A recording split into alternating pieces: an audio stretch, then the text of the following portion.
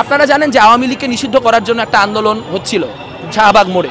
সেই শাহবাগ মোড়ে আন্দোলনে যে এনসিপির নেতারা যখন জাতীয় সঙ্গীত গাইতে যান, তখন জামায়াত ইসলামী কর্মীরা যারা সেখানে ছিলেন তারা দুনির মধ্য দিয়ে জাতীয় সঙ্গীত বন্ধ করে দেন।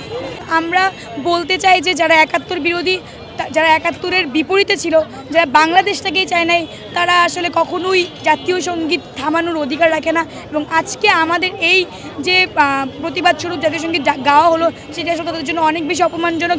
এটিও যদি তাদের কাছে আসলে মনে হয় যে কিছুই না, বা ওরা পরবর্তীতে আরও এরকম কোনো কার্যক্রম চালিয়ে যাবে, তাহলে আসলে তারা ভুল করবে। আমি তাদেরকে সাবধান করে দিতে চাই যে বাংলাদেশের হয়ে কাজ করেন, বাংলাদেশে যেহেতু আছেন, কখনো বাংলাদেশের বাইরে গিয়ে কোনো কাজ করবেন না, এবং বাংলাদেশের জাতীয় সঙ্গীতকে সম্মান করতে শিখুন। 1971 সালের মাধ্যমে আমরা একটা দেশ পেয়েছি, একটা মানচিত্র পেয়েছি, একটা পতাকা পেয়েছি এবং একটা জাতীয় সঙ্গীত পেয়েছি। আমাদের এই জাতীয় সঙ্গীতকে কিছু মুষ্টিমেয় লোকজন বিভিন্নভাবে হেয় প্রতিপন্ন করার চেষ্টা করেছে এবং এটাকে থামিয়ে দেওয়ার চেষ্টা করছে, যার প্রতিবাদ স্বরূপ আমরা ঢাকা বিশ্ববিদ্যালয়ের সাধারণ শিক্ষার্থীরা সমবেত কণ্ঠে এই তাদের প্রতিবাদ স্বরূপ এই জাতীয় সঙ্গীত পরিবেশনের আজকে আয়োজন করেছে, যার মাধ্যমে এদেশের মানুষ, বিশেষ করে যারা যাদের পাকিস্তান প্রীতি আছে বা অন্য আছে, তারা যাতে বুঝতে পারে বাংলাদেশের মানুষ বাংলাদেশকে ওন করে, বাংলাদেশকে ভালোবাসে, বাংলাদেশের সাথে ছিল এবং থাকে। গোলাম আজমের বাংলায় আওয়ামী লীগের ঠাঁই নাই, এই স্লোগান কে দেয় ভাই বাংলাদেশে? এই স্লোগান কি জামাত ইসলামী বাদে অন্য কোনো ইসলামিস্ট দলও দেয়? বলতে পারেন? দুদিন আগে আইশার নামাজের পরপর যখন আওয়ামী লীগ নিষিদ্ধ যেদিন হয়েছে, আওয়ামী লীগের কার্যক্রম নিষিদ্ধ হয়েছে, সেদিন শাহবাগে আসলে আইশার নামাজের পরপর বাংলাদেশ গণতান্ত্রিক ছাত্র সংসদের যুগ্ম সদস্য সচিব যখন বলে যে জাতীয় সঙ্গীত পরিবেশনা করবে, তখন কিছু লোক যারা সামনে ছিল, ইসলামপন্থী বলা যায়, তারা যে জাতীয় সঙ্গীতের অবমাননা করেছে এবং তখন ওই মুহূর্তে জাতীয় সঙ্গীতকে থামাতে বলে। তারা আসলে কেন থামাতে বলবে? জাতীয় সঙ্গীত, সেখানে আমরা বাংলাদেশকে ভালোবাসি, জাতীয় সঙ্গীত আমাদের একটা প্রতীক, সেখানে আমরা অবশ্যই জাতীয় সঙ্গীত গাইতে পারি। তারা কেন সেটাকে নিষেধ করবে, বাধা দিবে? সেই জায়গা থেকে আসলে ওদের ওই অবমাননার প্রতিবাদ স্বরূপ আজকে আমরা এখানে গণজমায়েত হয়ে সবাই মিলে জাতীয় সঙ্গীত সমবেত সুরে গিয়েছি। আচ্ছা, তাহলে আজকের এই দিনে সাইদি তোমায় মনে পড়ে, আজকের এই দিনে গোলাম আজম তোমায় মনে পড়ে, এগুলা কাদের স্লোগান? কারা গত 54 বছর ধরে বাংলাদেশের যে জাতীয় সঙ্গীত, এই জাতীয় সঙ্গীতের বিরুদ্ধে বিষোদ্গার করে গেছে?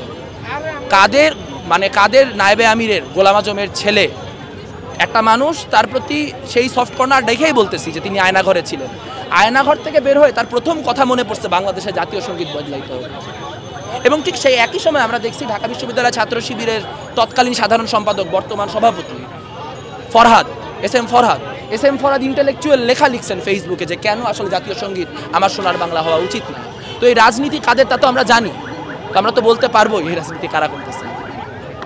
আসলে স্বাধীনতার 50 বছর পরে এসেও কেন আমাদের জাতীয় পতাকা কিংবা আমাদের জাতীয় সঙ্গীতকে অবমূল্যায়ন করা হবে, সেটার প্রতিবাদ স্বরূপ আমরা আজকে এখানে দেশের প্রতি ভালোবাসা প্রদর্শন করে, আমাদের জাতীয় সঙ্গীতের প্রতি আমাদের ভালোবাসা সম্মান প্রদর্শন করে আমরা এখানে জাতীয় সঙ্গীতটার আমরা সবাই মিলে গিয়েছি। তো এখানে কারা বা কোন দল বা কোন পার্টি এটা অবমূল্যায়ন করেছে বা কারা করেছে, এটা তারাই আইডেন্টিফাই করুক। কিন্তু যারাই করেছে তারা স্বাধীনতা বিরোধী শক্তি, আমরা তো কখনোই স্বাধীনতা বিরোধী শক্তিকে মেনে নিব না।